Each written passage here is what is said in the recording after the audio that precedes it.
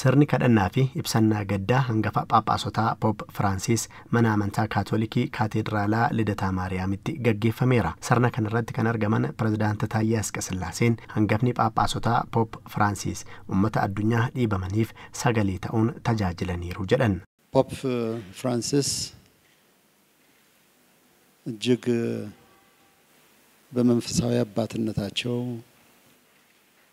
ለጉፉአን ጠበቃ በመሆናቸው ፖፕ ፍራንሲስ አባ አመንtii ta'uu isaaniitiin cinaatti warra dhiibamaniif sagalee ta'uun naannoo waraanni itti hammaatutti ammoo nagaa lallabuun waggaa 12f tajaajilaniiru. Warra nama isaan ilaalu hin qabneef ammoo deddeebi'uun daawwatanii jajjabeessuun beekamu. Biyyoota nagaa dhabaniif dursanii qaqqabaa akka turan kan yaadachiisan Pirezidaantii Taayyeen wayita Itoophiyaa fi Eertiraa gidduutti nagaan bu'e dursanii kan sagalee ta'an isaanidha jedhan.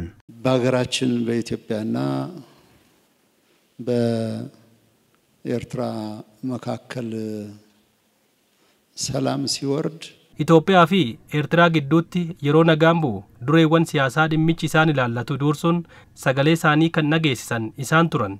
Nagaa Eertiraa fi Itoophiyaa gidduutti bu'e kunis mallattoo nagaa abdii namatti horuudha jechuun ibsan. Itti dabaluun deebii kadhannaa keenyatis jedhan.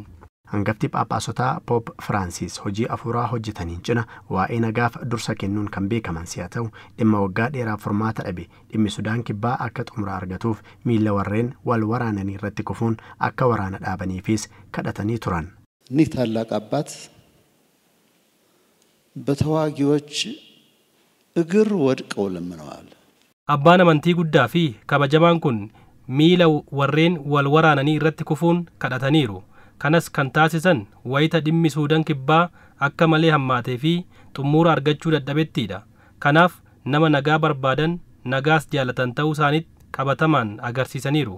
Addunyaan nama guddaa dhabde baay'ee gaddina. Sirna kadhannaa fi ibsannaa gaddaa kanarratti abbootiin amantaa manneen amantaa garaagaraa ergaa isaanii dabarfataniiru. Sirni awwaalcha hangafaa Phaaphaasota Poop Firaansis guyyaa har'aa mana amantaa kiristaanaa Saantaa Maariyaa Maajoorii magaalaa Roomitti argamutti raawwatameera.